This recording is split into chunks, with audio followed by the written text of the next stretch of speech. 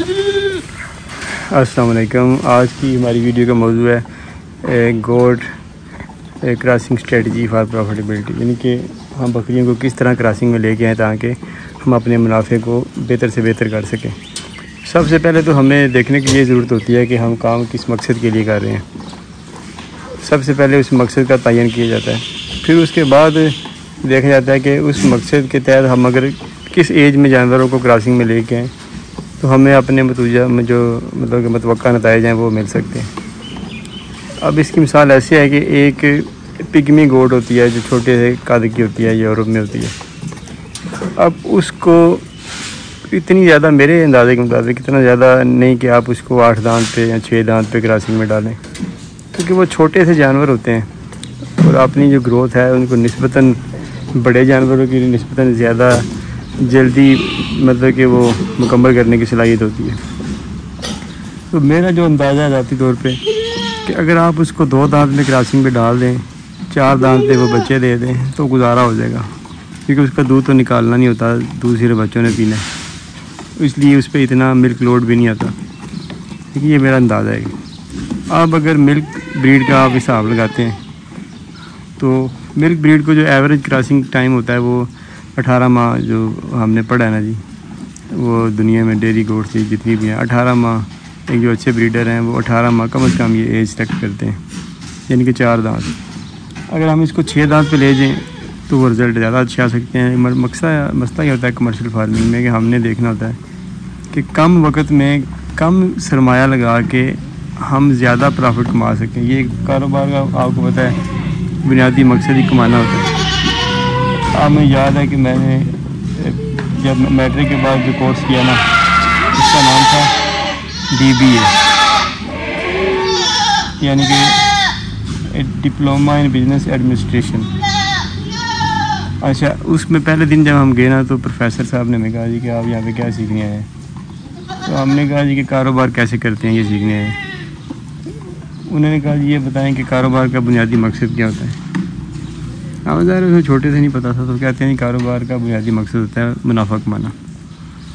तो कमर्शलिज़म में ये होता है कि आपने मुनाफा कमाना होता है। तो कंपटीशन का भी दौर है, तो कंपटीशन में रह के आपने ज़्यादा से ज़्यादा कमाना है। ये एक अच्छे कारोबारी आदमी की ये निशानी होती है कि वो निस्बतन अपने मुनाफे को बेहतर रखता है दूसरों से।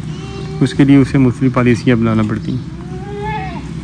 तो डेयरी गोट के हवाले से ये है कि अगर आप 18 माह में या 4 दांत में क्रॉसिंग में लेके आते हैं तो जानवर का बॉडी स्ट्रक्चर काफ़ी हद तक बन चुका होता है, जिसकी वजह से दूध अच्छा देता है, बच्चे अच्छे देता है और आप उसमें से बेहतर तरीके से कमा सकते हैं।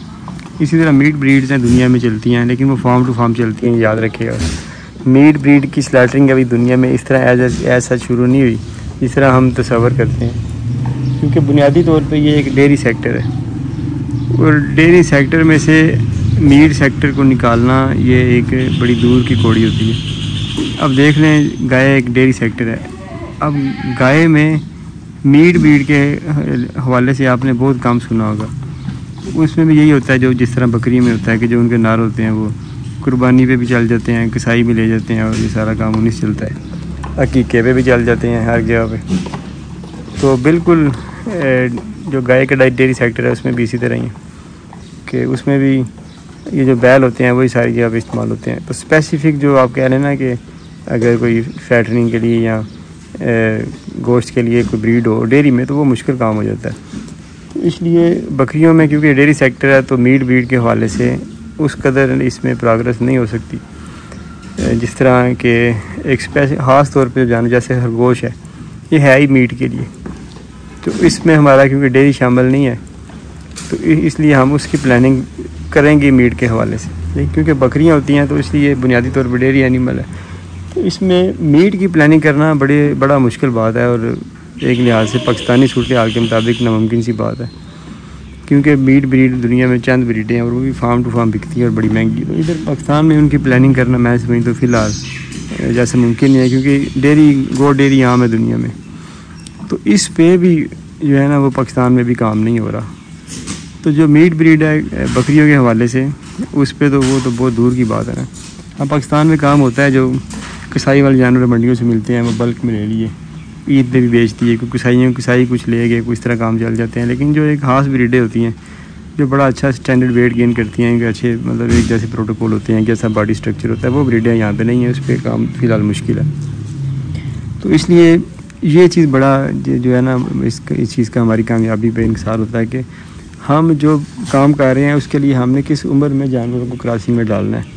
ये बात आप लाजमी याद रखें। हमारे यहाँ पे क्योंकि पाकिस्तान में अमूमन जो लोग पालते हैं अपने घरों में जानवर या छोटे मोटे फार्म बना के 10, 20, 40 बकरियाँ अमूमन, तो वो बड़े कद काठ वाली बकरियाँ पालते हैं जिनको आम तौर पे शो ब्रीड के तौर पे यहाँ पे हमारे चलाया जाता है। तो उसमें फिर क्या देखा जाता है कि लाइलमी की वजह से वो बड़े कद काठ की बकरियाँ होती हैं, लेकिन लाइलमी की वजह से लोग उन्हें छोटी उम्र में क्रॉसिंग में डाल देते हैं। जैसे अक्सर खीरी पट्ठे क्रॉस हो रही होती हैं, और अलमिया ये है कि जो पुराने चरवाहे हैं उनके रेवड़ों में खीरी पट्ठे क्रॉस हो रही होती हैं, धोंदी पट्ठे क्रॉस हो रही होती हैं। तो ये क्योंकि एक ऐसी ब्रीड है कि जिसने कद काठ बड़ा निकालना होता है, तो हम अगर उन्हें धोंदी खीरी क्रॉस कराएंगे तो फिर वो अपना पूरा बॉडी पोटेंशियल नहीं हासिल कर पाएंगे ना। इसलिए जो हमारे यहाँ पे लोग पालते हैं, दूध के लिए कोशिश करते हैं या शो ब्रीड के लिए कोशिश करते हैं या कुर्बानी के उनसे बकरे आ जाएँ वो बेच लें, उससे भी लोग कोशिश करते रहते हैं। कामयाबियाँ लोगों को कम मिलती हैं क्योंकि बात वही आ जाती है, डेयरी सेक्टर है। जब तक हम दूध को इस्तेमाल में नहीं लाएंगे तो दूसरी चीज़ों से नहीं कमा पाएंगे, क्योंकि वहाँ की आमदनी सारी हमारे फार्म के खर्चे पे लग जाती है और अक्सर पल्ले से पड़ता है, जिसकी वजह से फार्म अमूमन बंद हो जाते हैं। तो बात सिर्फ ये है कि हम इस बात को समझ नहीं पा रहे, समझना नहीं चाह रहे कि ये डेयरी सेक्टर है। तो इसलिए ऐसे लोग जो कि पाकिस्तान में बड़ी नस्ल की बकरियाँ रखते हैं, जिन्हें बीतल बकरियाँ कहा जाता है, और उनमें सुनने में आया कि 6 तरह की नस्लें होती हैं, 6 तरह के रंगों में ये पाई जाती हैं। इनके जिस्मानी हवास भी थोड़े मुख्तलिफ होते हैं। तो वो क्योंकि बड़े कद काठ वाले जानवर होते हैं, तो इसलिए छोटी उम्र में कभी भी उन्हें क्रॉसिंग में ना डालें। हमने क्योंकि पाकिस्तान के मौजूदा तनाज़र के हवाले से बात करनी है, तो इधर यही देखा गया है कि पंजाब के हवाले से, क्योंकि अपना पंजाब का इलाका है, तो पंजाब में बड़े कद वाली बकरियाँ पाली जाती हैं अमूमन घरों में या छोटे छोटे फार्म्स पे, तो वो रेवड़ों में भी अक्सर ये मिलती हैं। तो इसलिए उनके हवाले से सिफारिशात क्या लें आपके, वो ये हैं कि उनको भी आप कम से कम 6 दांत पे जाके क्रॉसिंग में ले गए, 6 दांत पे 8 दांत पे क्रॉसिंग में लाएँ। होता क्या है कि बकरी की उम्र तो 12-15 साल होती है, तो 1-8 साल जल्दी क्रॉस करवाने के चक्करों में ना हम तो उसकी सारा लाइफ स्पैन उसका ख़राब कर देते हैं, तो वो पैदावार नहीं दे पाती। तो इसलिए 1-8 साल सब्र, और उसके बाद लंबा और मीठा फल हमें मिलता है। अगर जल्दबाजी कर लें तो फल मिलता ही नहीं, मिले भी तो मीठा नहीं होता है।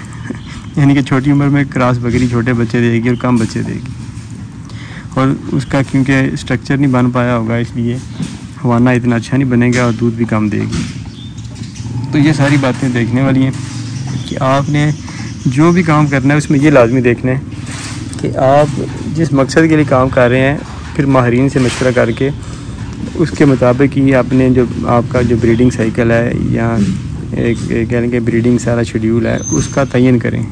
उसके मुताबिक जानवरों को क्रॉसिंग में लेके आएँ, उससे हट के क्रॉसिंग ना करवाएं। जल्दी या लेट क्रॉसिंग करवाने से आपका नुकसान होगा। इसके अलावा ये भी याद रख लें कि साल में 2 मौसम होते हैं क्रॉसिंग के, एक अक्टूबर का होता है और एक अप्रैल का होता है। और जब भी क्रॉसिंग करवाएं तो इन दोनों महीनों में से किसी एक महीने में करवाएं।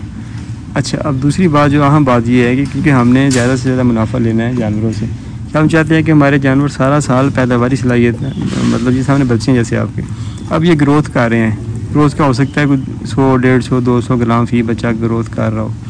अब ये जितना खा पी रहे हैं ये पैदावार उतनी दे रहे हैं ना। अब उसके अलावा परे जो पट्ठे हैं वो भी 1 साल की हैं, वो भी ग्रोथ में हैं। अब उधर दूसरी साइड पे बकरियां हैं, वो हामला बकरियां हैं, कुछ उनमें दूध दे रही हैं, वो प्रोडक्शन दे रही हैं, कुछ उसमें हामला हो चुकी हैं, यानी कि उनके पेट में बच्चे ग्रोथ कर रहे हैं। तो ये सारी बकरियां जो हैं ये प्रोडक्शन में हैं। एक बकरी अगर हम क्रॉस करवाते हैं, आप कह लें कि अक्टूबर में, और वो मार्च में बच्चे देती है, और वो एक बच्चा देती है, दूध अच्छा नहीं देती, तो हमको चाहिए कि 2 हीट मिस करवा के ना उसको आगे फिर क्रॉस करवा दें, क्योंकि दूध वो काम अभी दे रही है तो बाद में तो उसने बिल्कुल ही खुश्क हो जाना है। और एक बच्चा उस पर इतना लोड भी नहीं था बच्चों का। तो अगर हम उसे क्रॉसिंग में डाल देते हैं ना, तो उससे ये होगा कि वो जो पैदावारी सलाहियत उसकी है ना वो मुतासर नहीं होगी।